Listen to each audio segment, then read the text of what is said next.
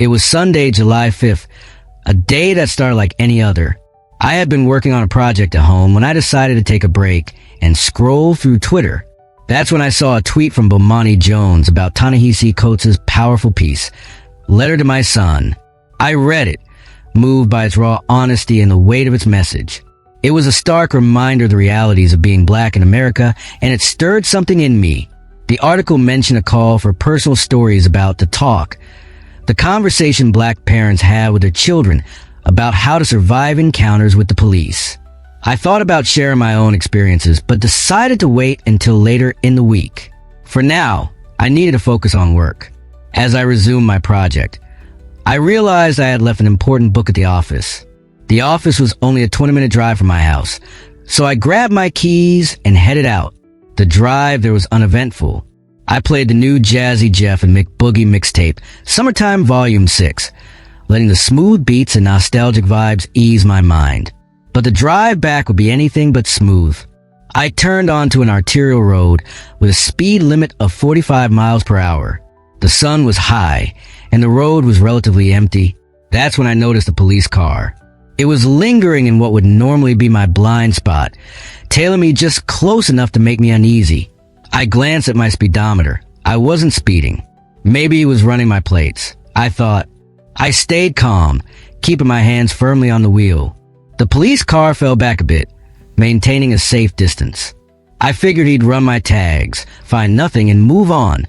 But then I stopped at a red light. When the light turned green, I eased forward, only to see the flashing lights of not one, but two police cars behind me. My stomach dropped. This wasn't a routine traffic stop. I pulled into a gas station, parking near the car wash. Both police cars followed me in. I'm 35 years old, and I've been pulled over more times than I can count. Too many times. I'm a veteran, so I know the drill. Hands visible, no sudden movements. I rolled down my window, put the car in park, and turned off the engine. But this time was different. One of the officers started yelling commands. I glanced at my side mirror and froze. He had his gun drawn, pointed directly at me. My heart raced as he barked, "Put your right hand out of the window." My hands were already out of the window, but I complied, stretching my right arm further. "Open the door with your right hand," he shouted. I reached for the handle with my left hand. It was easier, but he yelled again, insisting I use my right. I fumbled with the handle, my hands trembling. "Step out of the car," he ordered. I did as I was told. Stepping out slowly, my hands raised. I faced the officers, my voice steady but laced with frustration. "What's the problem? What's going on? Why is your gun drawn?" No answers, just more commands. "Turn around.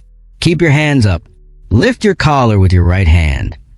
I obeyed, lifting the collar of my t-shirt to show I wasn't armed. The absurdity of the situation hit me. This felt like a twisted game of Twister, with my life on the line.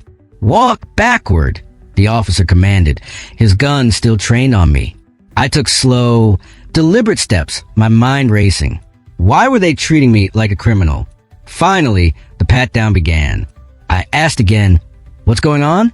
Why are you doing this?" The officer finally explained, his tone clipped. "Someone in a car like yours pulled a gun on someone in the neighborhood." My jaw tightened. So this was a case of mistaken identity? I wanted to scream, but I held my tongue. The other officer approached my car, his hand resting on his holstered weapon. He asked for my ID. My wallet was on the passenger seat, a fact the first officer confirmed after circling my car.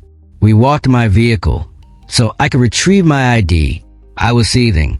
I grabbed my wallet and slammed the door shut. The second officer, sensing my anger, said, "Calm down. It could be worse." I shot back. "I'm standing here with a gun pointed at me. You're right. I could be shot." He replied, "You don't understand." I bit my tongue, refusing to engage further. What was there to understand? It was a Sunday afternoon, and I was being treated like a threat for no reason.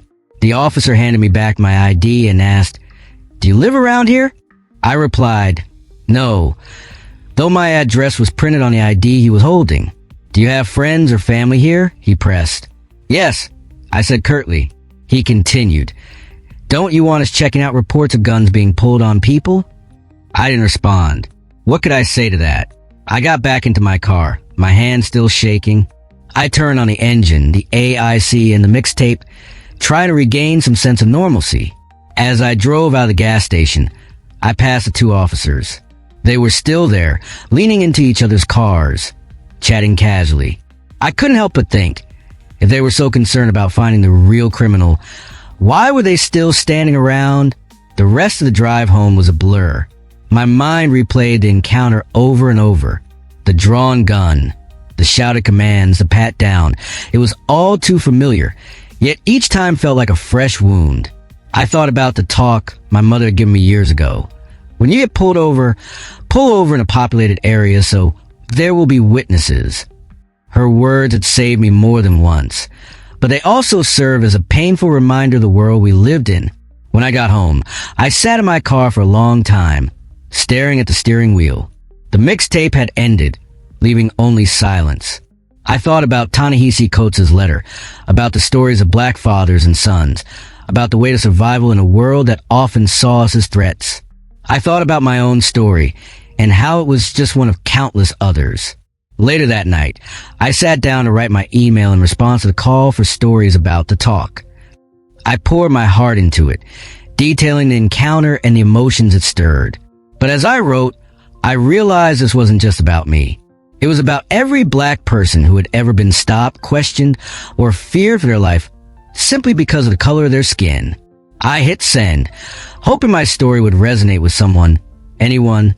Maybe it would spark a conversation, or at the very least, remind people that behind every statistic, there's a human being with a story to tell. A few days later, I received a response to my email. It wasn't from the organization that had requested the stories. It was from a journalist. They wanted to interview me about my experience, to shine a light on the systemic issues that led to encounters like mine. At first, I hesitated. Did I really want to relive that day? But then I thought about Raina, about the courage it took to speak truth to power. I agreed to the interview. The article was published a week later, and it went viral. People from all over the country reached out, sharing their own stories and expressing their support. It was overwhelming, but also empowering. For the first time, I felt like my voice mattered. The encounter at the gas station was a turning point for me. It forced me to confront the harsh realities of being black in America, but also inspired me to take action. I joined a local organization advocating for police reform, using my story to push for change. It wasn't easy, and there were moments when I wanted to give up, but I kept going, fueled by the hope that one day, the talk would no longer be necessary.